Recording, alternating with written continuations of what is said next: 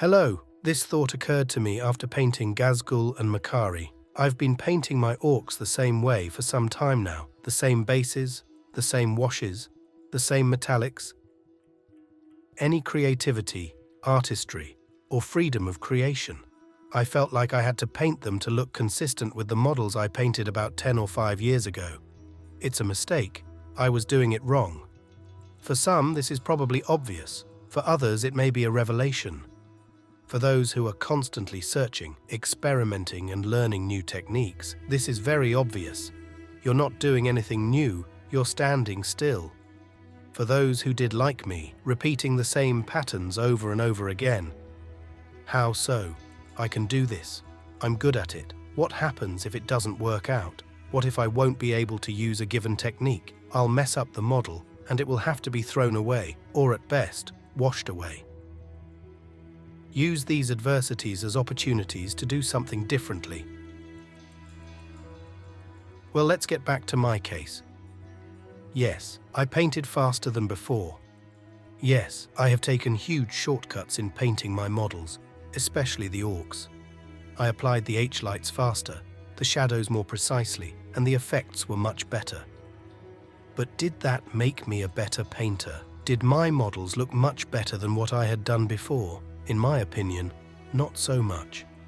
It simply took me less time, and along with my growing reluctance to paint over and over again, so did the next 30 boys. It made me stop wanting to paint. And here comes Makari.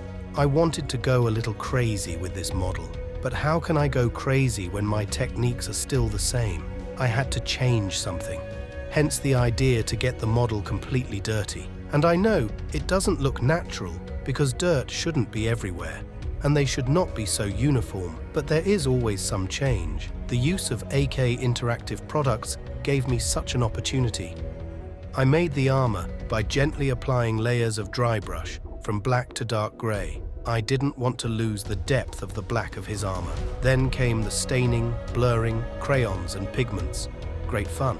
I had nothing to fear because who could tell me how realistic it should look brutal orc in the 41st millennium? Well, nobody. Especially since it's not just any orc, so there was someone to experiment on. Then came liquid metals from Vallejo, which have expressive pigments and look amazing. I experimented here too.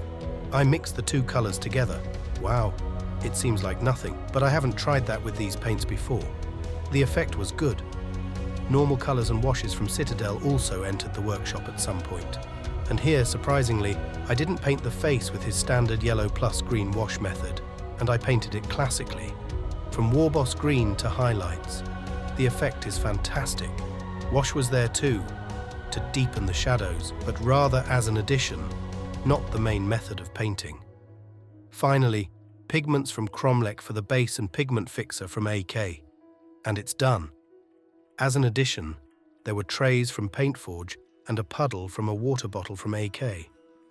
The model looks great. At least I think so. Now Makari, on whom I may not have used so many different techniques, at least not other than Ghazi, but I went crazy here too, especially with skin. I started with my classic technique, but I couldn't let this special model have ordinary skin. I covered the yellowest and brightest elements with a thin layer of shadow human flesh-colored Caden flesh. The effect is better than I expected. The two-tone nature of his skin gives him a unique look. Plus, it doesn't take me more than about 2 minutes. Seemingly nothing, but still something.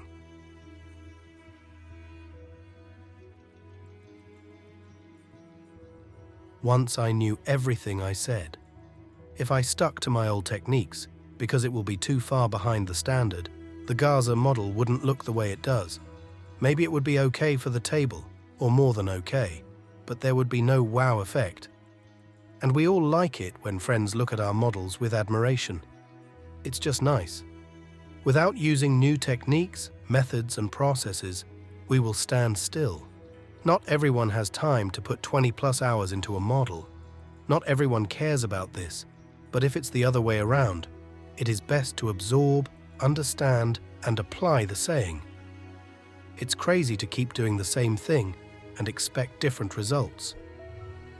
You have to change something. Start with yourself and your approach.